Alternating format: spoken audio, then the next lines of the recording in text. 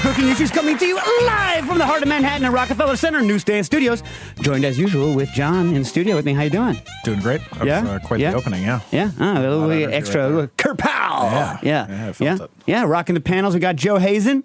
Hi, guys. Yeah, everything good? Everything's great. All right, going down the eastern seaboard, we got Jackie Molecules in D.C. Hey. Yeah, how you doing? Everything good? I'm good. Yeah. Going back up slightly east, Nastasia Lopez in Stamford, Connecticut. How you doing? I'm good. You hammering things being hammered? Yes. Nice. And then holding down the fort way over in the west north, Quinn, how you doing? Hey, I'm good. Hey, question for you, Quinn, that I got on the what's that called? Instagram. Yeah. Have you done? I've been doing a lot of frozen drink posts recently, and a lot of people have been testing the stuff in creamy. Have you tested any of these recipes? And if you have not, will you test them in the creamy so that I can report to people that whether or not it is a decent frozen drink maker? No, but yeah, I will. All right. So the sea witch and the frozen pineapple. Yeah, or you can go frosé. But the interesting thing about those three is they all want to be served at slightly different temperatures. Sea Witch is the one that wants to be served at the coldest temperature, so it's probably the best for the creamy. Do you know what temperature it is? Absolutely, I do not. I do it by texture. Quinn. All I know is that all of them are too hard in a freezer, right? So yeah, but I'm saying like the creamy drops it by like 8 degrees Celsius, or upset, I guess. Yeah. Well, I don't know. I mean, it might also depend. They have different whatever specific heats because whatever. Just we test it. Test it. Just test it and let me know, dude. Just test it and let me know. That's all.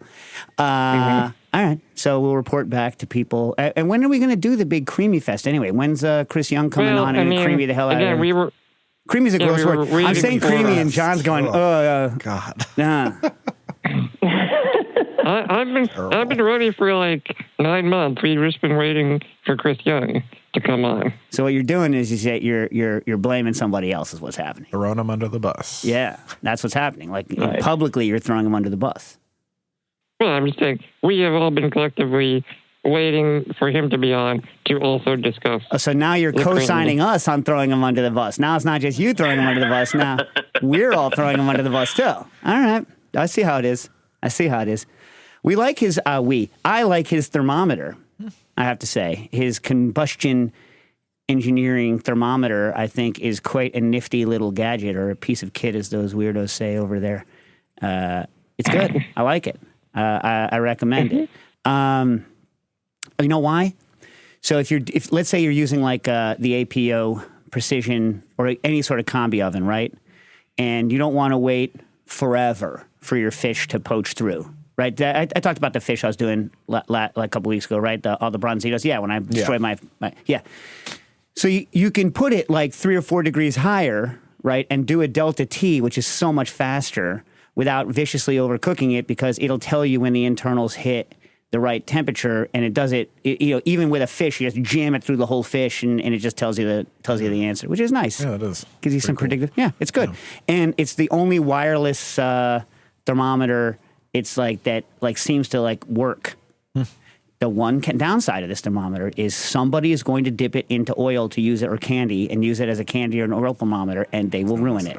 They will destroy it. You know what I'm saying? Yeah. That's going to happen. Might happen to me because you know how I am. It's very true. I wonder whether he sells just the probe.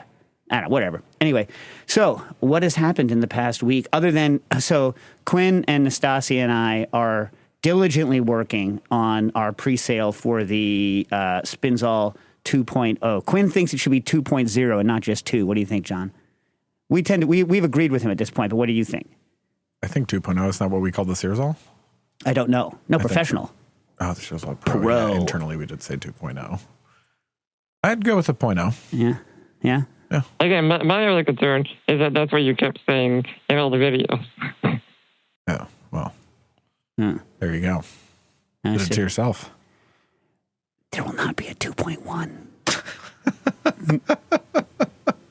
If we do another Spinzall after this, it's going to be Spinzall XP, like Windows XP. Not really. Anyway, we're diligently working on it, and we hope to have it soon, right, guys? Yeah. Yeah. If it's not soon, we're in deep doo-doo. Hey, one note, we got a note from the factory that we think we're going to, so for those of you that don't know what a spinzall is, it's a centrifuge that Booker and Dax had built in the past and hopes to build again. The only centrifuge that is good for bars and restaurants, and we were able to get the factory to accommodate some user feedback. We are going to be able to increase the pump speed. So for those of you that use the pump, the external peristaltic pump for other kitchen tasks, we think we're going to be able to up the speed like almost to double and keep the low speed the same. Nice, huh? Yeah. It's good. Yeah, that is good. Good. Yeah. Yeah, because one thing that people don't realize, you don't have to spin everything. If you, let's say you have like a 23-liter Cambro full of, I don't know, watermelon juice or grapefruit juice, and it like 80% of it is settled down, right? So if you pour the stuff off the top, you're apt to like make a mistake and like make it cloudy again. You can just put the tube in and pump it out, but it takes forever at only 250 milliliters a minute. But at like half a liter a minute, you could pump, pretty quick, and you don't have to look at it. And then you can just spin the residue at the bottom, batch by batch. That's the fastest way to get the clearest product with large amounts of volume. Anywho, this is all going to be eventually in the videos, although those won't be in the initial videos when we launch, right, guys? Yeah. Yeah. So, anything interesting happened to any of you over the past week? Preferably food related. Preferably food. I had a really, really good omakase last night at the DC Nakazawa, which I finally feel okay going to because, as you know, it was in the Trump Hotel, which is now the Waldorf Astoria. So is he no longer involved with it? As I understand, he is no longer involved. Sure. Most of those things were just licensing deals anyway. You know what I mean? Of course. It was a big deal in D.C. when it happened, though. Everybody, hated them for taking that deal and opening there. Yeah. And I'm sure that the new owners that you know nothing about are the best people on earth. I'm kidding. Oh, yeah. For sure. the famously humanitarian team behind the Waldorf Astoria. Yeah. I mean, do you know that when I was the very first anniversary of going out, so we're still, going out with Jen, I took her to the Waldorf Astoria, for a 22 or 21-year-old guy. I spent my whole money on their, Sunday brunch in the Peacock Room, right? And so it's like this it's all you can eat brunch. It's super fancy for this is like 1993, right? So it's like fancy for me in 1993, fancy. And I go there, and I suddenly realize that at the Waldorf, the champagne is not unlimited. And it's quickly going to triple our bill. You know what I mean? So I felt bad. She self-limited to 2 glasses, which was nice. Didn't bankrupt me. Very romantic. Very romantic. Yeah. But anyway. I had sex with a famous rock star at the Waldorf when I was 19. You sat with or served? What happened? You what? Did you say had sex with? Yeah? Which famous rock star are you allowed to say? Why would I ever say? I don't know. Well, let me ask you this. Was the room nice? Was it in the room? Yes. Yes. Okay. Not in the Peacock Room. All right. No. There was a cock. Wait, so what era is this? I was 19. Okay. So, you can't do that kind of math. Yeah. Yeah. Right. I don't know, 90, 2000, all right. 2001. That's a decent year. Yeah, you know what I mean? Yeah, good times. A lot of good rock stars around then. Yeah? Who's your... Yeah? All right. Yeah. So now I can feel if we were all just alone and not on the radio, Jack would start the guessing game now. He would just keep guessing. Absolutely correct. Jack would know, yeah. He would look into Nastasia's eyes and just throw names out. You know what I mean? No, he and I have talked about this before, yeah. All right. And so since without telling me any information, good rock star or garbage? Are we I actually don't think I know. All right. No. Shading towards Nickelback or... I'm just curious, what the Nastasia, the 19-year-old Nastasia was a Nickelback head or what? You know what I mean? No, please. No. Was the... One last question about it. I like the bird chirping. That's very nice, whoever has it. Yeah. Was the rock star too old for you at the time and you ignored it because you liked their work? Oh. All right. No. He was like 7 years older, but that's not that old. No, I mean, well, 19 to 26, that's a lot. I mean, not a lot. No offense. I'm just saying it's a lot, but whatever. Nice. Well, this was an interesting start. Yeah. What about you, Quinn? Any good foodie food stuff? I made some bread. Me too. What was your bread story? I did a sourdough yogurt whey milk bread. So why do you need both sourdough and yogurt whey? Because I have yogurt whey. What I'm saying, if you have the yogurt whey, which is acidic, then why are you also doing the sourdough? Isn't that just acid on acid? And by the way, do you know that if you read all of the bread literature prior to the sourdough explosion, in the 20th century, everybody hates on sour bread. They all hate on it. They're like, by the way, because they were worried about it being somehow poisonous. I'm talking like the 1800s. They were like, and there's no trace of sourness. None, no trace of sourness. Sylvester Graham is so worried about sourdough bread that he like sour bread. He writes passages about how, the best bread is sweet, not without sugar, not sour. So anyway, so what was the double sour? And was it good? I mean, it was very good. Honestly, could have been more sour. Well, all right. So like you're saying it wasn't so sour that the dough went slack and it had that like weird slackness that like and chewiness. And I also did mill some flour. Yeah. What kind of flour? Bishop. Yeah, that's Canadian, good Canadian hard spring wheat. I was doing my test this week. One of my tests this week, because I've had to make bread several times this week, was I did a red fife with a spring wheat and a red fife with winter wheat, because red fife can be grown either.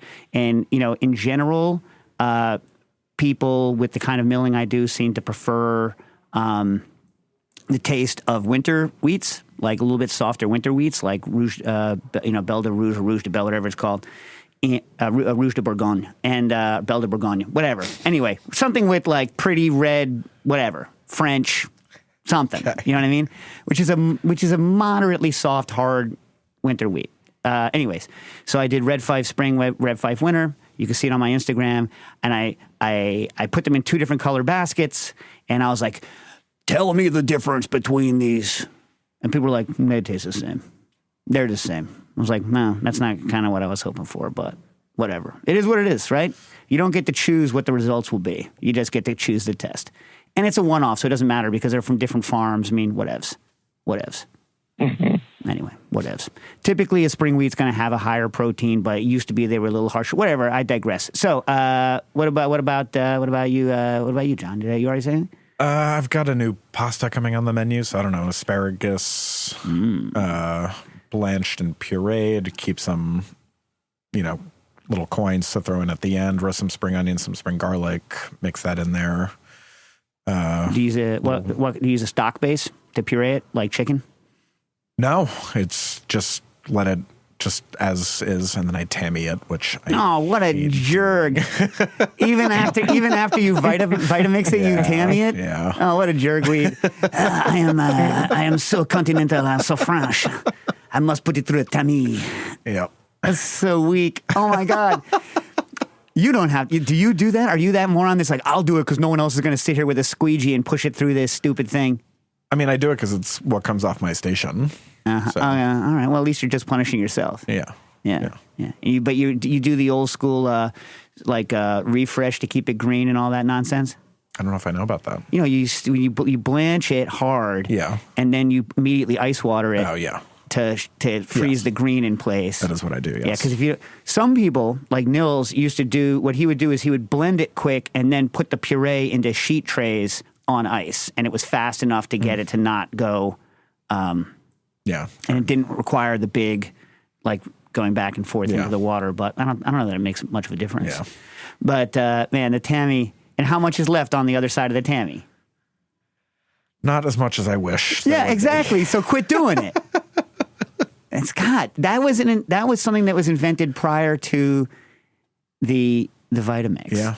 You know what I No, mean? I feel like the problem with the Vitamix is if you let it go long enough to get it to that level of puree, you're going to heat it up and then it's going to affect the color. No.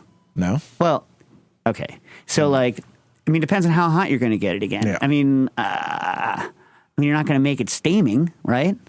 No. Yeah. My old the Giuliano Bugiali pasta recipe is, I believe, with chicken stock and asparagus. Okay. Delicious. Yeah. And that's the one where I would make it with broccoli because broccoli is cheap and available year round. Yeah. And he almost spit in my eye when I told him. I was like, "What do you think?" He's like, "Terrible, awful." But people like it. You know what I mean?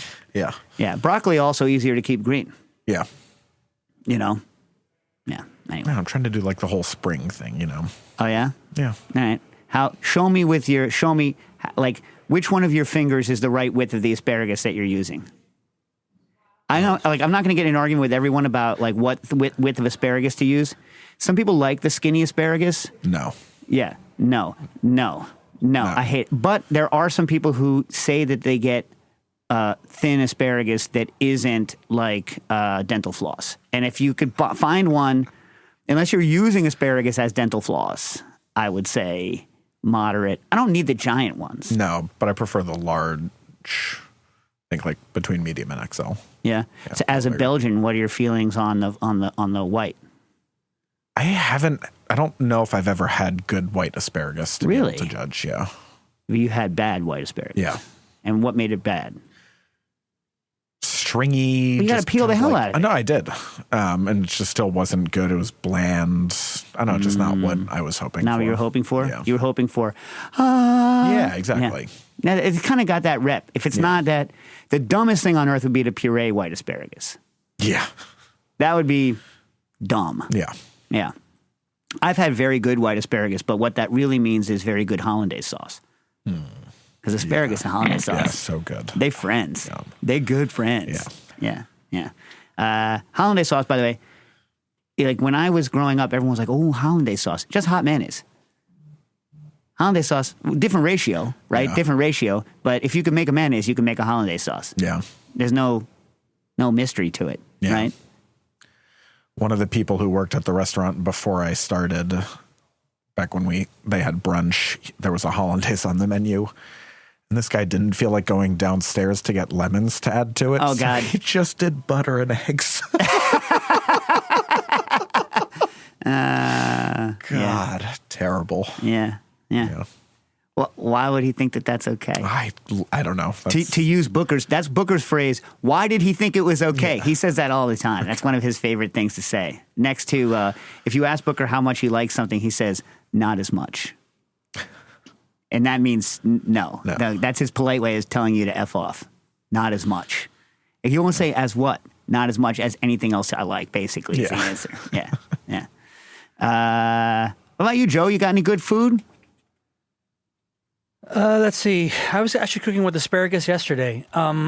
Making my son food. Found this recipe, blended cannelloni beans, a little bit half a lemon, and you saute up some asparagus, very, very half your pinky, and some garlic, a little white wine added there for him. Put up some gemelli pasta, added in the cannelloni beans. It was delicious. Starting the kid on wine early. I appreciate this. Yeah, it's nice to cook with wine. Yeah. That was about it. Give him the little sip. You know what I mean? Well, it's like I have to constantly find food that doesn't require any egg. Yeah. Our meatballs without eggs, they're great, but they're not like real meatballs. Well, so that's a good question. What would be a good binder for a non-egg protein binder for a meatball? We use flaxseed. Yeah? Yep. Works very well. How much salt do you have in your meatball? Well, we don't like to add salt in for his meals, so just a small pinch. Okay, so if you don't have a lot of salt, right? Yep. And he's okay with casein, you could try a small amount of transglutaminase. That'll hold the meatball together. But if you do it with salt, and you knead it, then it'll get hard like surimi, right? And so that's why I asked how much salt is in it. So salt. If you put salt into a meatball and you mix it without egg, and you mix it enough, it will turn into kind of a meatloafy, dense thing, right? The proteins Yes. will come out. And in general, you're not looking to do that, so you don't do it, right?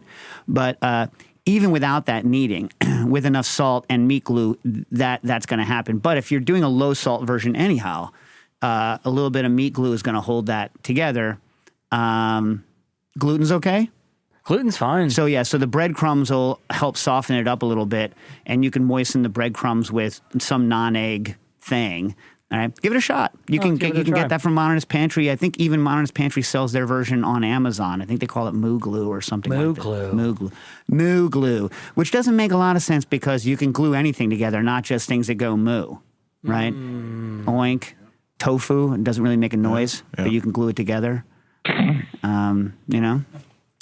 Fishes. Yeah. Like, what's a fish noise? Right?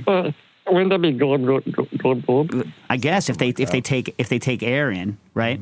But unless they just caught a fly, you don't really see bubbles coming out of a fish, right? Like when they come up to the surface and they go splap, then they have to get rid of that air. But anyway, we again digress, considering that this is a what, John? Supposed to be a No Tangent Tuesday. These are not tangents, though. These are all food-related situations, more or less. Did I miss anyone? Did I miss anyone's food stories? No? No. All right. No. All right. So you want to, if you have a question and you're listening on this No Tangent Tuesday and you're a Patreon member, call your questions in to 917-410-1507. That's 917-410-1507. And John, why don't you tell them what they get for being a Patreon member and what's coming up in the next couple of weeks?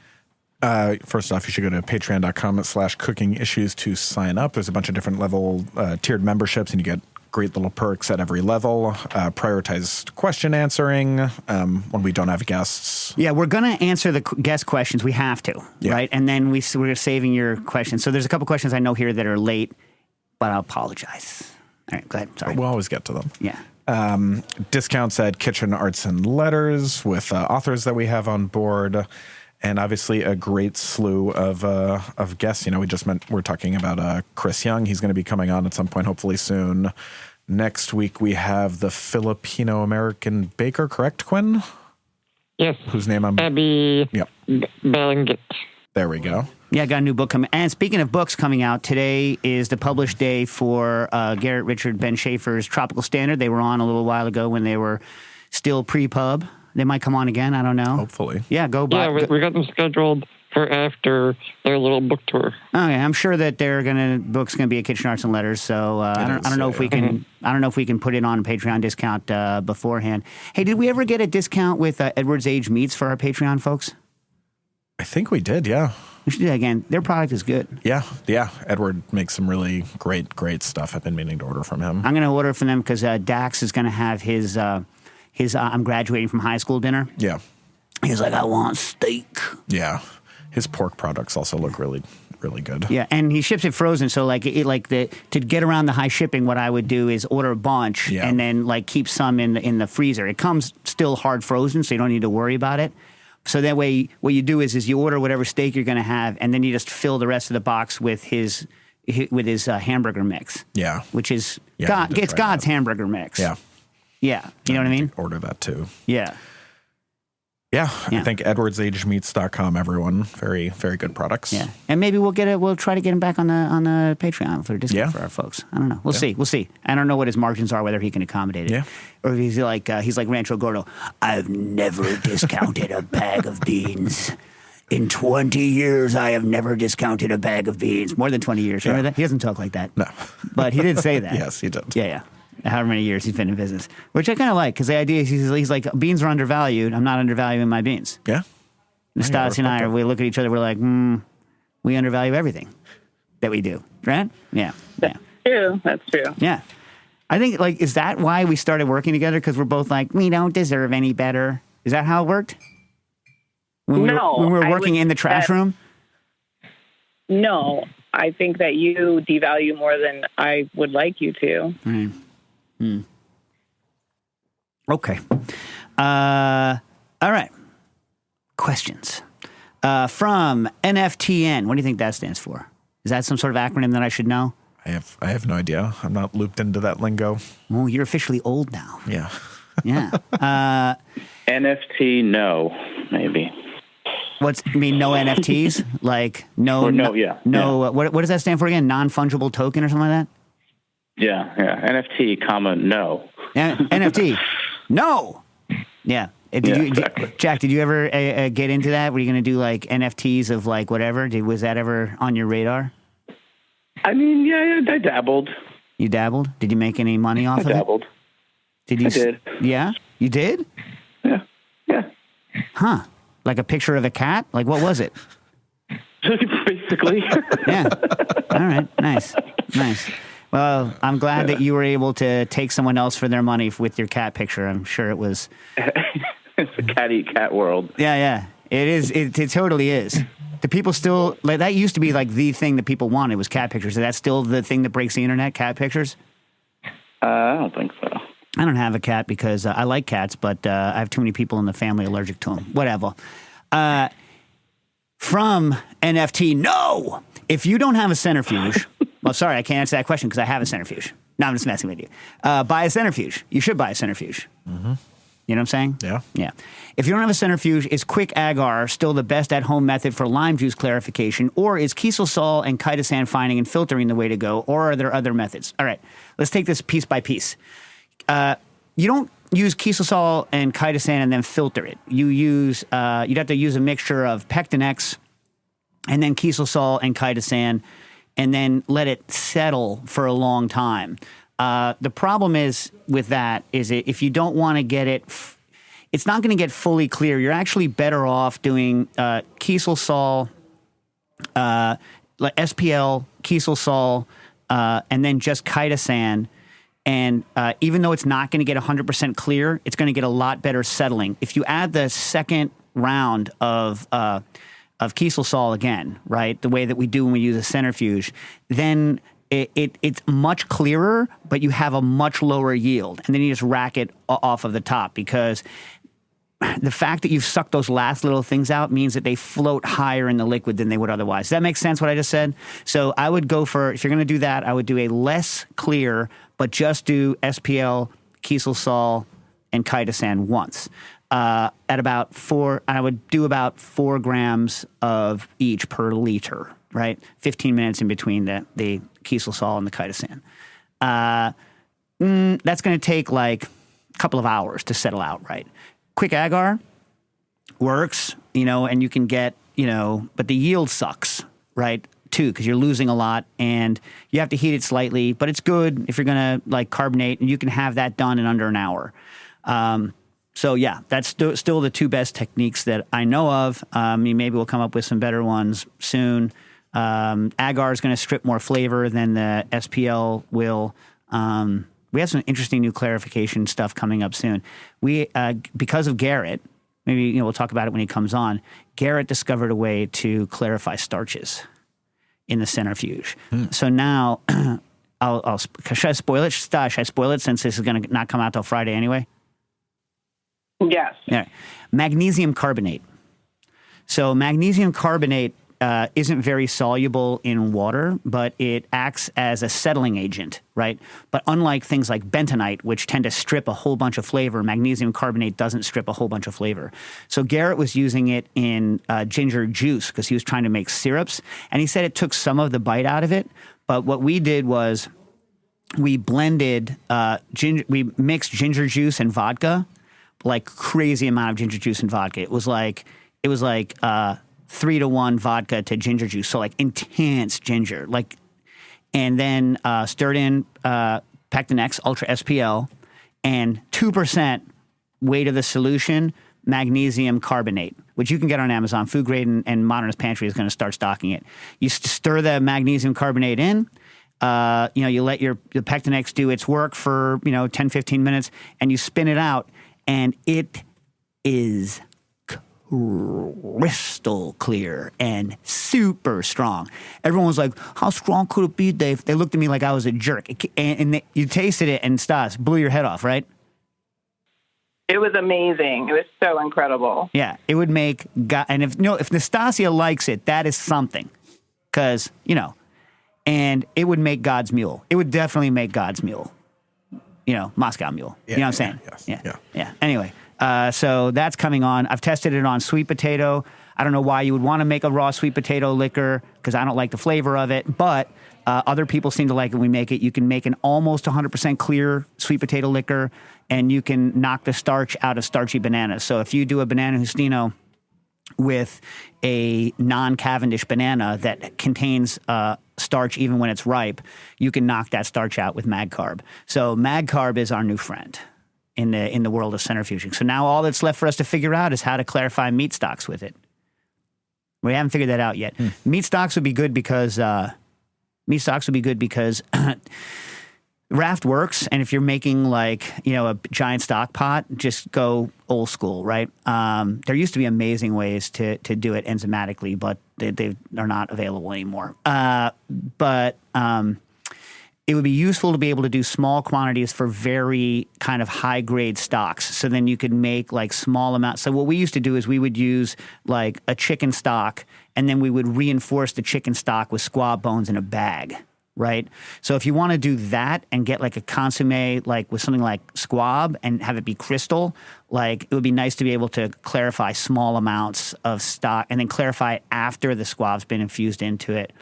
That's a great technique to take a poultry stock and then reinforce it with a small amount of high rent bones and meat in a bag. Great technique, like wings and stuff. Anyway, I love squab. Well, what are you doing, man? Don't you have the time to do this kind of research and figure this stuff out?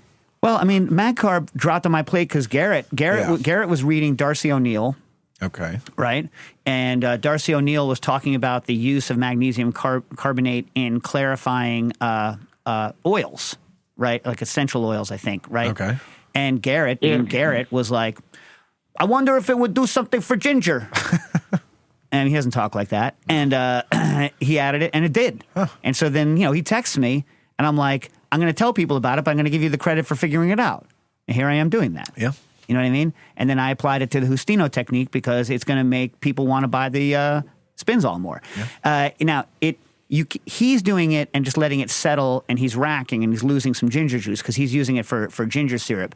When I tested it in liquor, my yield wasn't very high with just letting it settle. So I would definitely recommend buying a centrifuge. Just saying.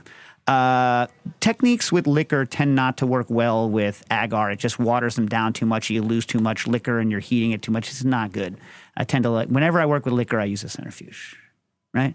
Because you can't afford to. Ooh, it must be graduation day. A man in a purple gown just walked by. Unless that could just be his look.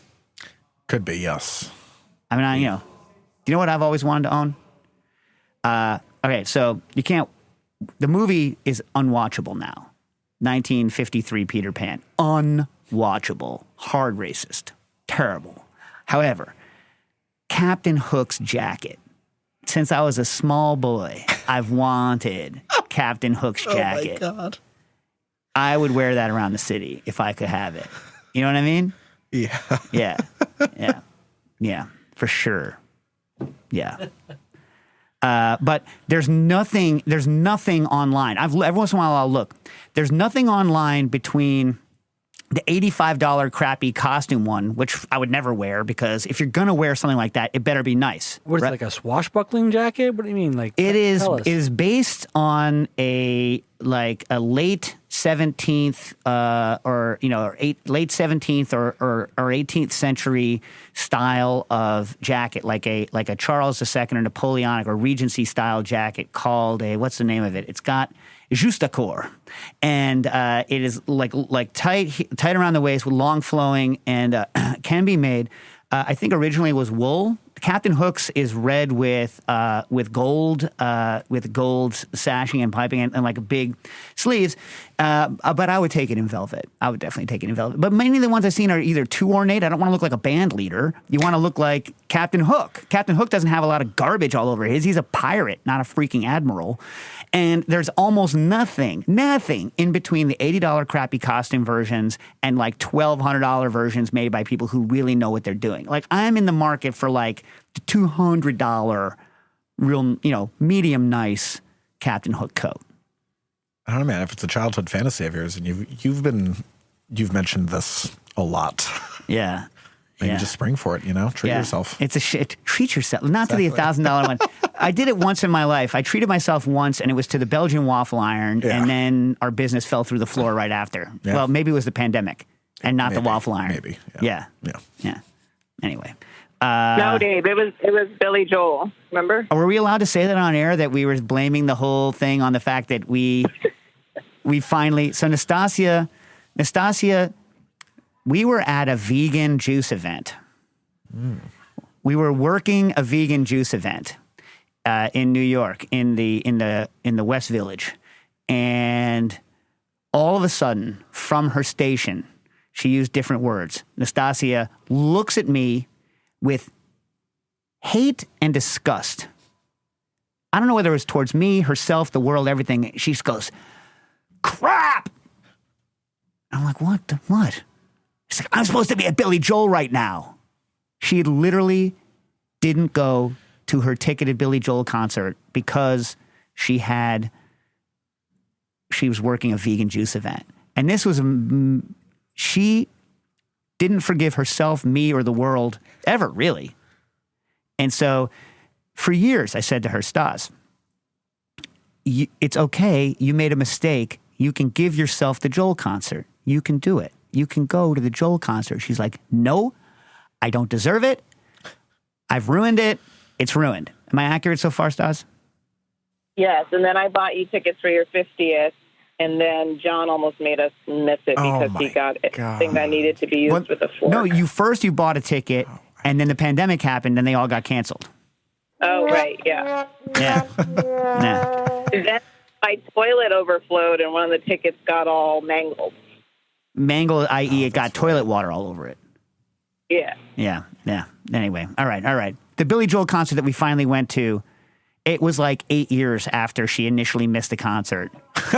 Was fantastic. The guy still got it. Yeah. The guy still got it. You know what I mean? Yeah. I highly recommend the Joel. And if you're one of those people out here listening who doesn't like Billy Joel, what's wrong with you? Just reassess. You know what I'm saying? It's like I can understand not liking it because maybe the people who listen to it, or because I don't know why. Like, because some of it's super cheesy. But if you just remove yourself from yourself and just listen to it, it's good. Yeah. Remove yourself from yourself and just listen to it. Some of us have a lot of Long Island self-hate we have to get over, you know? I know. That's what I'm saying. That's why you have to remove yourself from yourself. You're right, though. You're right. When I remove myself, it is great music. There's no denying it. Yeah. All right. Shockmeister says, my friends host a dinner for giants. I'm going to need your help here, guys, because I don't know. I once made an entirely miniaturized Thanksgiving. Of course. Yeah. It's a pain in the butt. Yeah. My friends host a dinner for giants potluck where all the food and drinks are miniature. Any ideas for what to bring? Last time I made mini foil wrapped burritos. How do you get the rice small? How do you get the rice small in a miniaturized burrito? I don't know. Like, what's the Maybe plan? there's no rice. Well, maybe it's just. Well, so you're saying it's an actual like Juarez style burrito, which isn't like a California burrito. When someone says when they say burrito, or whatever, when they say burrito, but they don't specify, I'm assuming California style overstuffed rice monstrosity. I'm not saying it's bad. I'm just saying it is a monstrosity. I mean, why do they have to make the rice smaller for this? Why can't they just put a smaller amount of rice in a smaller tortilla? Because that's not how bonsais work. You know what I'm saying? Like, if you're going to miniaturize something, imagine if someone handed you a burrito and each rice grain was the size of your fist. You'd be like, what is going on here? If your burrito had like 5 grains of rice in it and each one was like, I don't know, like what is even that size? Cut them in half? What? The Each rice grain grains? of grain. Right. So if you cook brokens, right, the problem with cooking brokens is they leak starch everywhere. So I'm thinking you have to move to a different grain and pretend it tastes like rice. For instance, amaranth. Quinoa? Yeah. Quinoa, a little, I would say Just pretty amaranth. big. Amaranth. Yeah. Yeah. If you want to make a scaled burrito, it's got to be with amaranth. Oh, fonio. Fonio would work. Well, millet. Yeah, sure. Fonio is really small. But they've already done the burrito, right? Is that what they're saying? Or they're saying they're Right. going to do a burrito? Yeah. Also, to have a scale thickness of flour tortilla, you'd be seeing through it. Yeah. I think you're overthinking this. Yeah, like what's the scale here? Because I mean, I've seen these. Have you seen those sushi bedrooms? No. People have made they've made sushi, but they made these mock bedrooms with beds and drawers and clothes in the drawers Out of sushi? out of sushi. Yeah, it's like the fish and the rice and the seaweed. They're pretty cool. Yeah, But the rice is the same size. Everything is made out of pressed. Yeah, but right, because you're making dollhouse furniture out of rice as a material. Different problem. And nori is so thin that I feel like it almost has no scale. Nori is a two-dimensional object. You know what I'm saying? Yeah. No scale. Yeah. Unless you can see the pattern in it, in which case, ruined. But let's finish this question. Oh, we did. Last time I made mini foil wrap burritos and shot glass margaritas with key lime wheel garnishes. Okay, so a shot glass margarita. So now we have the scale. A shot glass typically holds about 1.5 ounces, right? So as opposed to like 6 ounce in a margarita. So we're talking like 4 to 1 on volume. 4 to 1 on volume, which means it only needs to be half the linear size if that's what we're doing. Make sense? Yeah. But I think quarter scale is probably better, right? In which case you have a much smaller volume, quarter scale. So what do you think is a food that would be good miniaturized? What do all of you think? What? I feel like you could do like a fully loaded baked potato with a new potato. So when you say fully loaded, I don't want to have to be the person chopping those onions. Those miniaturized onions. Well, I'm saying you do chives instead of scallions. But to make a chive a scale chive. Oh, you do scallions and not chives? I start with chives. Like chives is my starting point. Yeah, but I'm saying. I mean, chives could stand in for scallions. You're 100% right. But what beast puts scallions instead of chives on a baked potato unless the store has no chives? Anyone out there, by the way, putting long chive pieces on people and we need to come out and find you? Anyone? I'm here to tell you the long chive piece, going back to the dental floss, a long chive piece is sadness on your plate. You agree with me, John? Yeah. Yeah. I don't like it. I don't like it. Just like lay a cross on top of something like some silly garnish. Yeah. People, chives. Listen very carefully with chives. Please dry them before you cut them. Please dry your chives before you cut them. Just like, get them in, close to one layer, dry them out on a towel, then put them into the bunch and hold them and shunk, small pieces, sharp knife. Please. Chives don't develop their flavor until they're cut, and their texture is unpleasant in long pieces. There's nothing good about a long chive piece. I'm not talking about like the big things called chives that you steam. That's different. Anyway, I think your idea is good, Quinn. How about the small miniaturized bacon pieces? I mean, you just gotta, chop them small, get them crispy. What do you think about this? What if you take the cheddar cheese, you freeze it, and then you grate it on with a Parmesan wheel? Well, I feel like, with the cheese, you could do almost more like a double stuffed, like a twice baked potato, and then it's melted. And then you don't need to worry about the scale. I think you're cheating, but I see where you're going. Guacamole could be good. Yeah, if you do fully blended, right? So a lot of times people want a chunky guacamole. People don't like the fully blended, but in the miniaturized case, I would go fully blended. But the tortillas. Oh, wait, but no, we're doing it big because I like guacamole on a potato. You don't like guacamole on a potato? I love guacamole on anything. And you know what doesn't have scale? Pinky. Sour cream doesn't have scale. When you're serving your potato, please provide some extra cheese and extra sour cream. And salt. The inside of that potato does not have enough salt. The inside of your potato does not have enough salt. Maybe with a miniaturized potato, you can get enough salt through. Hey, has anyone done this? You know how when you bake a potato, you poke holes in it, right? So that it doesn't explode when you bake it, right? And then what I do is I put I rub oil on the outside, generous amount of salt so that it gets that awesome salt crust look, right? Now, it would be bad for the water in the potato. It would get kind of flaccid, right? But what if you jammed holes in it and then vacuum brine salt all the way through the dang potato and then just let it dry a little bit before you baked it? You think you could get salt all the way in? That's how they do salted peanuts.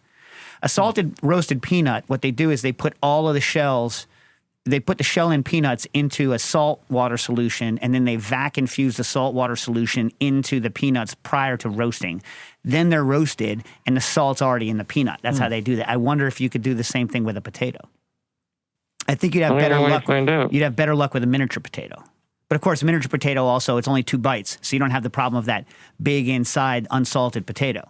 Yeah. You know what I'm saying? Show me with your hands, John. What's your favorite size of baked potato? You too, Joe.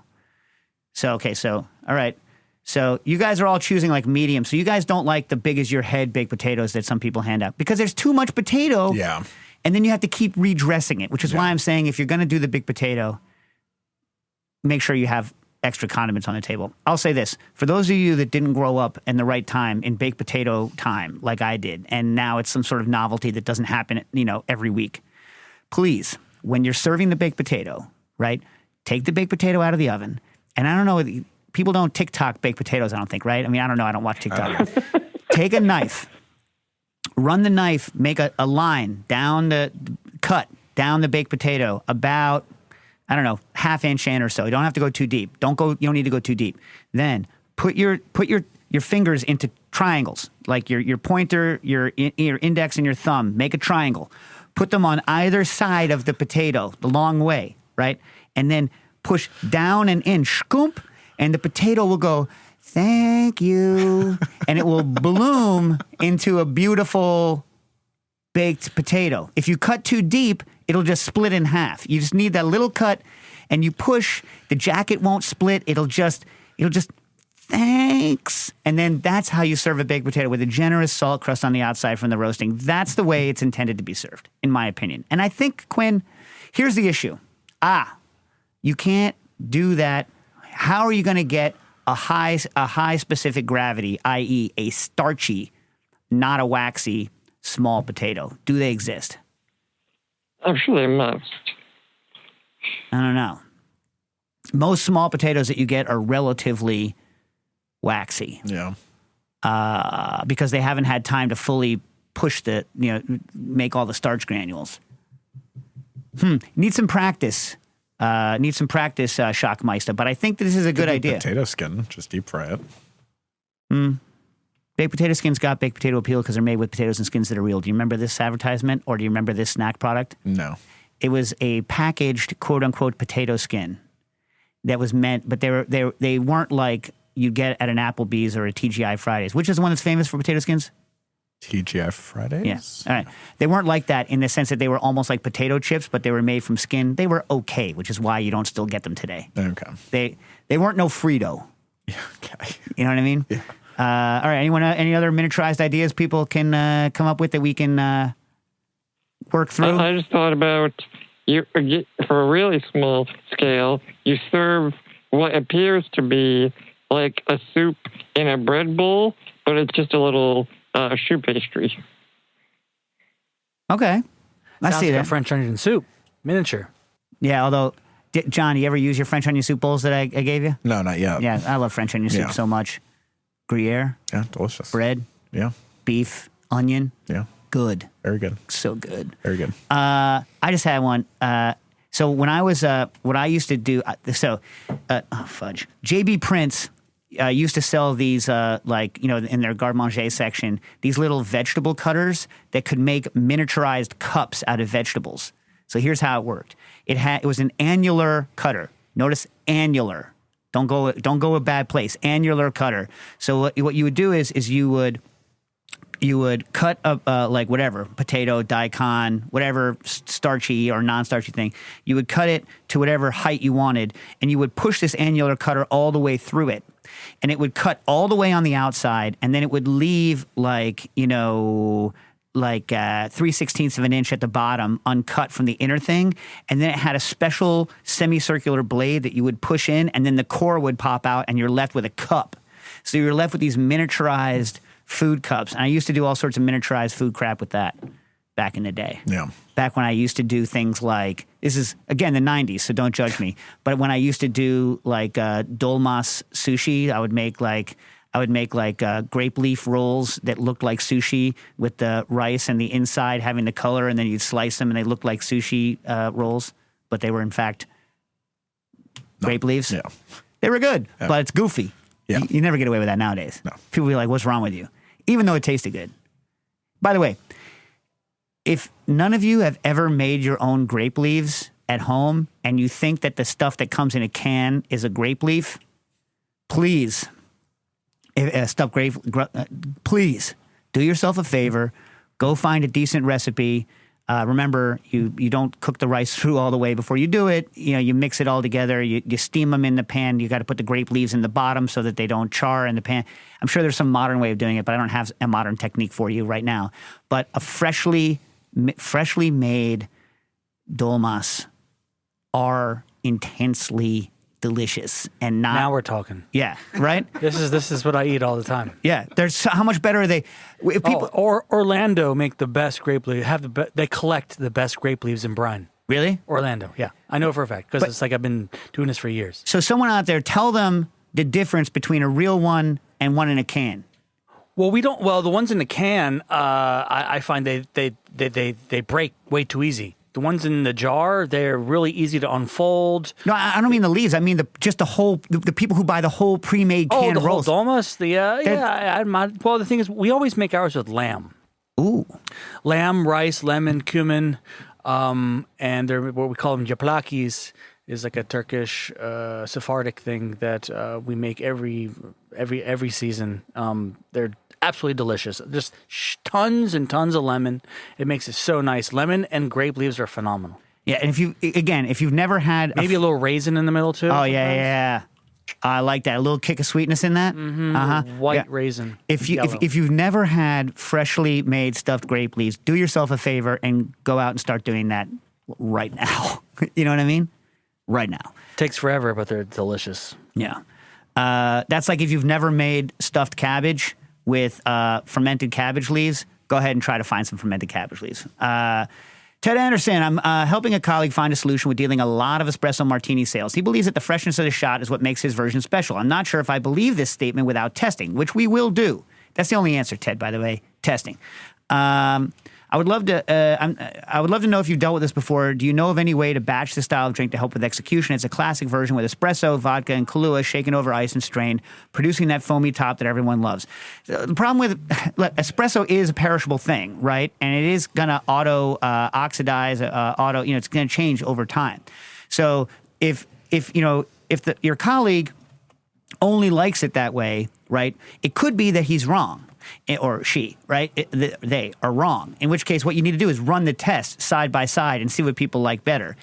If it's impossible to make fresh shots to order, which sounds like it is, right? Or it's a huge pain in the butt, either charge a lot more for the drink, right? Which is something you can do.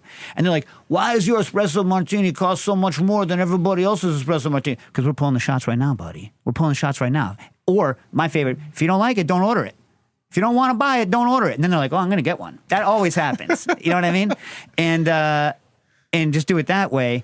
Or convince them that, by side-by-side taste tests, or throw that recipe out entirely and make a different tasting thing that you call an espresso martini that is not even in the same ballpark of flavors so that person is not going to feel bad about the recipe. I think those are the only things. So, for instance, I don't really like cold brew coffee, but we were a cold brew house at existing conditions. And I was like, fine, you're just shooting for an entirely different set of flavor profiles. And that's the way we dealt with it because no one was about pulling fresh espresso shots at existing conditions. Is that a good answer? Yeah. All right. Kevin, question from TikTok trends. There is a trend that people are doing dumb things and then it freezes and say, a dumb way to die. But the full lyric is, like eating a 2-week-old unrefrigerated pie, dumb way to die. Is any 2-week-old unrefrigerated pie likely to be deadly? I thought not because of the amount of sugar, but maybe. Like a Boston cream pie would probably mess you up, but what about like pecan or cherry? Well, this is a good question. So if you look up on the internet, there's all sorts of sources about pie and safety. And they're all like, pies are safe with the exception of pies that contain milk or eggs. I'm like, and they specifically call out pumpkin pie. But then I looked on the CDC website, and you know how many cases of people dying from a pumpkin pie there are? Roughly zero.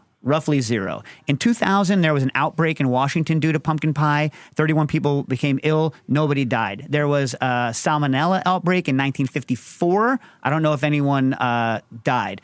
The vast majority, the CDC did a study between 1998 and 2018. looking for different cases of salmonella during Thanksgiving and what variants of salmonella, what, like actual strains of salmonella were causing it.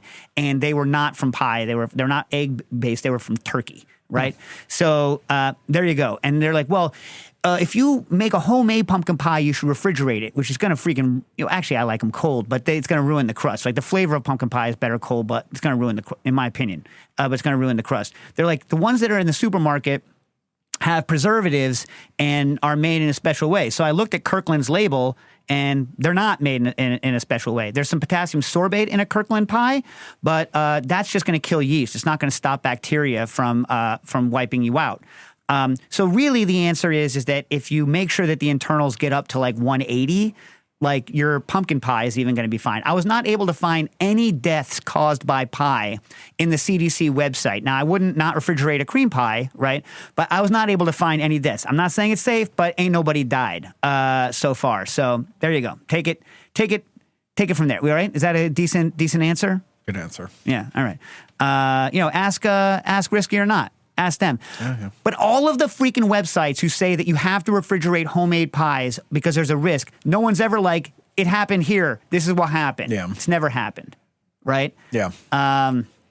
Although they will mold, right? And mold is not good to eat. So a 2-week-old pie might get moldy. Yeah. And that's no good. And a 2-week-old pie, the crust is definitely going to suck. So, you're a bad person for serving it to somebody because you're serving them something that's crappy. You know what I mean? I really like pie like day 1, day 2. Yeah. Yeah. Agos writes in, what's the best way to store vanilla beans for longish term? I want to buy bulk to get a better price, but then it's going to have to last me a few months. I have crappy but functioning vacuum sealer, countertop blast chiller, and space in the fridge, in the freezer, and in cabinets. In the past, I've had luck with using just the freezer, but now I see that it's widely not recommended. Plastic is also a concern for many because they say that the volatile compounds will mix/degrade with the ones in the vanilla. So I did not know, Agos, thank you for bringing this to my attention, that there was such an anti-freeze lobby on the internets about vanilla, but there really, really is. Most of it seems kind of strange, right? So I did a lot of research for you.